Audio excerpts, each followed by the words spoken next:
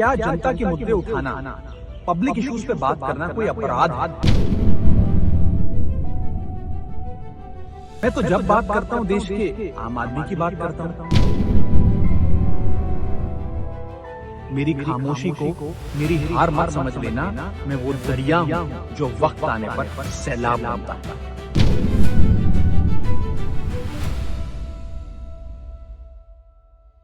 आम आदमी पार्टी के नेता और राज्यसभा सांसद राघव चड्ढा ने डिप्टी लीडर पद से हटाए जाने पर पहली बार खुलकर बयान दिया है।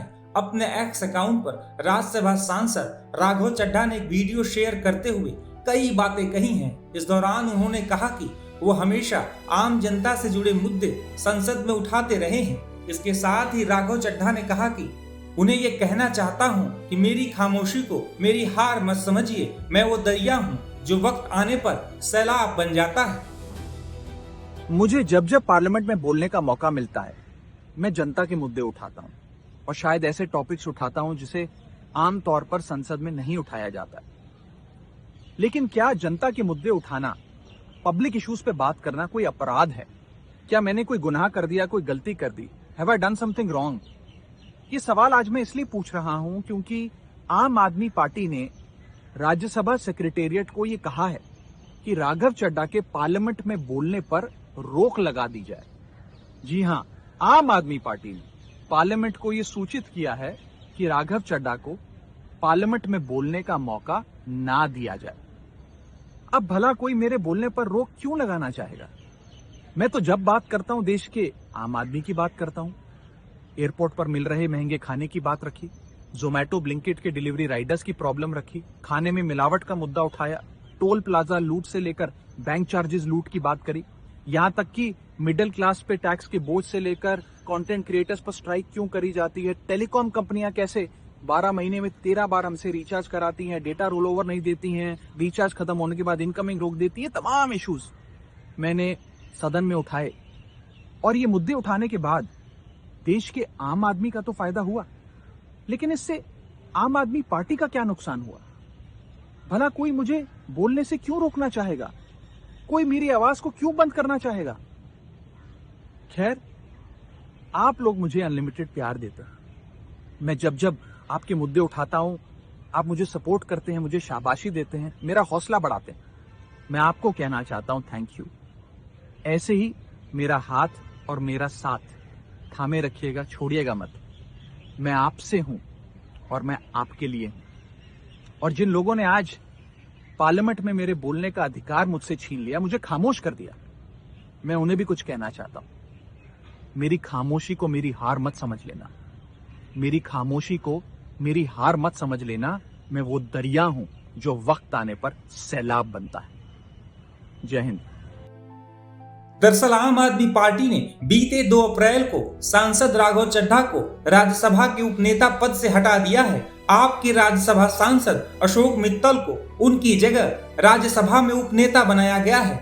आम आदमी पार्टी ने राज्यसभा सचिवालय को इस बाबत चिट्ठी लिखकर जानकारी भी दे दी है। इस चिट्ठी में ये भी कहा गया है कि राघव चड्ढा को पार्टी की तरफ से बोलने का समय न दिया जाए। राज्यसभा में आपके डिप्टी लीडर बनने के बाद अशोक मित्तल ने राघव चड्ढा पर क्या कहा है, सुनिए।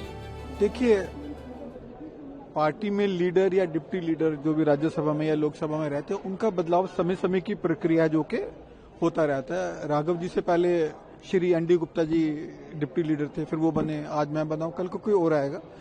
क्योंकि हमारी पार्टी एक जनतांत्रिक लोकतांत्रिक पार्टी है और वो अपने हर लोगों को समय समय पर ट्रेनिंग भी देना चाहती है और सभी की प्रतिभा को उभारने का प्रयत्न भी करती है।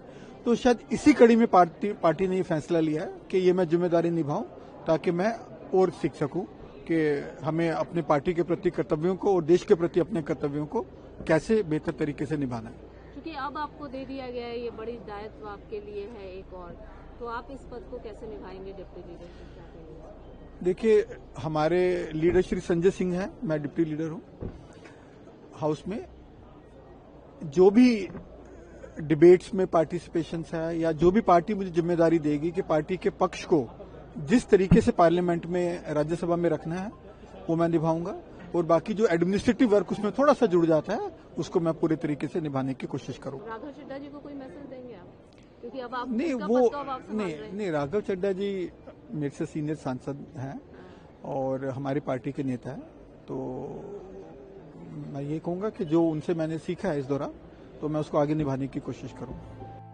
बता दें कि पिछले काफी समय से राघव चड्ढा को लेकर कई राजनीतिक अटकलें लगाई जा रही थी। वहीं अब डिप्टी लीडर के पद से हटाए जाने के बाद जिस तरह से राघव चड्ढा ने बयान दिया है उससे ये भी स्पष्ट हो गया है कि राघव चड्ढा और आम आदमी पार्टी के बीच कुछ ठीक नहीं चल रहा है।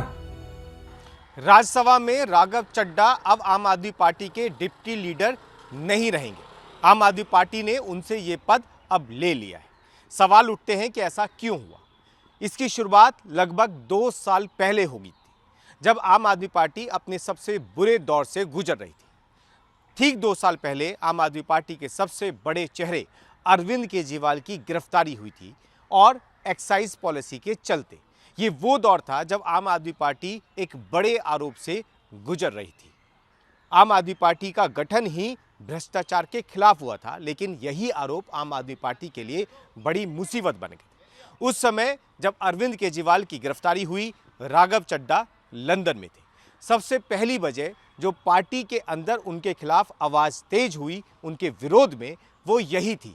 यहाँ से ही पार्टी के कुछ नेताओं ने नाराज़गी जताई कि जब आम आदमी पार्टी के ऊपर सबसे बड़ी मुसीबत आई उस समय राघव चड्ढा लंदन में ही मौजूद रहे और उन्होंने पार्टी का पक्ष किसी मंच पर नहीं रखा। हालांकि उसके बाद राघव चड्ढा को हरियाणा की जिम्मेदारी दी गई। हरियाणा में सीट शेयरिंग को लेकर कांग्रेस से जो बात करने की जिम्मेदारी थी वो राघव चड्ढा के पास थी, लेकिन हरियाणा विधानसभा चुनावों के दौरान आम आदमी पार्टी और कांग्रेस के बीच गठबंधन नहीं हो पाया, यानी कि सीट शेयरिंग नहीं हो पाई। जिम्मेदारी राघव चड्ढा के पास थी जिसमें वो फेल हो गए। ये दूसरी वजह थी। तीसरी वजह, और जिसे सबसे बड़ी वजह माना गया, वो ये कि उसी एक्साइज पॉलिसी में जब अरविंद केजरीवाल आरोप मुक्त हुए और आम आदमी पार्टी ठीक 2 साल बाद एक बड़ा जश्न मना रही थी, उसमें राघव चड्ढा तस्वीरों में कहीं नहीं थे। इतना ही नहीं, सोशल मीडिया पर ये तक बातें सामने आई कि राघव चड्ढा ने अरविंद केजरीवाल के इस खुशी के पल में या आम आदमी पार्टी के इस बड़े मौके पर एक ट्वीट तक नहीं किया। सोशल मीडिया पर राघव चड्ढा ने कुछ नहीं लिखा इस जश्न को लेकर या अरविंद केजरीवाल के आरोप मुक्त होने पर। इससे पार्टी के भीतर और ज़्यादा नाराज़गी बढ़ गई। अब वो वक्त आ गया है जब आम आदमी पार्टी राघव चड्ढा पर एक्शन लेती हुई नजर आ लगी। हालांकि राघव चड्ढा को बहुत सारी जिम्मेदारी आम आदमी पार्टी ने दी। जैसे पंजाब चुनाव जीतने के बाद राघव चड्ढा को राज्यसभा सांसद बनाया गया।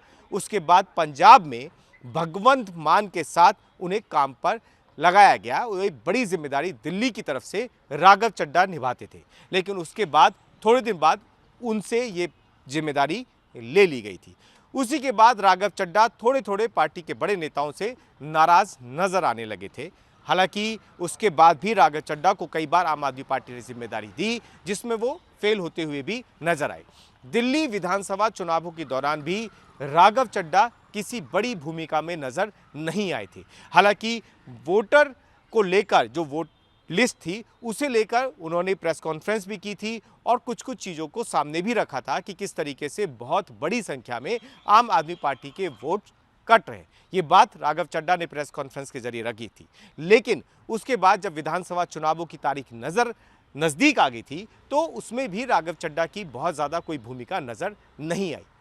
पार्टी के बड़े सूत्र ये बताते हैं कि इस पूरे मामले की शुरुआत मार्च 2024 से हुई और जिसका अब जाकर ये दिखने लगा है कि किस तरीके से आम आदमी पार्टी और राघव चड्ढा के बीच